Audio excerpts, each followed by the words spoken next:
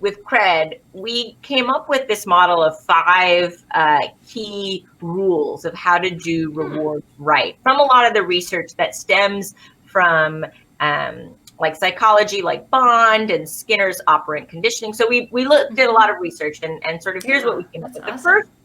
The first is really what I mentioned before. You don't give rewards for things that people like, right? So I'm not going to reward my son for Fortnite. I'm not going to reward my daughter for playing her iPad game. These things are already intrinsically motivated. And what we want to do is motivate things that take her off her iPad or things that take him away from Fortnite or things like that. So that's rule number 1, not things that there's natural and intrinsic motivation to do. The second one is you want to make sure whatever it is that you're rewarding is not a one-time transaction, but you build in regular practice for it, right? So you can start it today, but the rewards are going to keep accruing as you practice or build this habit. And that's really important. It's also important for parents as well as educators and home educators to make it time bound, so I don't want this to be, just till you build it one day, but rather work with your child to develop, a time frame. Do you want to journal for 20 minutes a day or 10 minutes a day for 3 days a week, for maybe let's practice it for 6 weeks?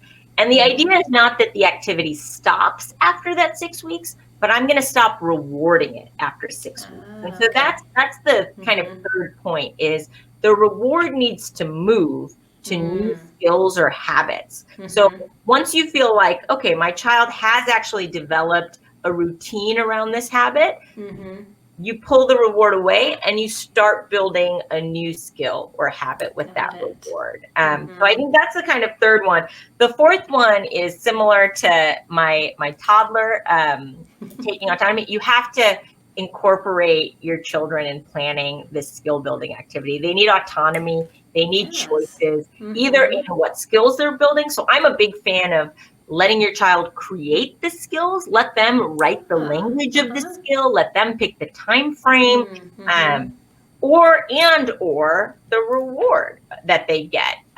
Because that leads me to my fifth very important thing is rewards matter. And we all know this, right? So if I gave myself a reward, like if you go to the gym, you can eat broccoli. At least for me, that's not going to motivate me to go to the gym. But if I go to the gym and then I can maybe have that special dark chocolate I've been saving, that's a much more motivating activity for me. So rewards do matter. And that's why it's super important to let your kids be involved in what rewards matter to them. And that way you're also not giving it to them. They're really earning it because they developed it themselves.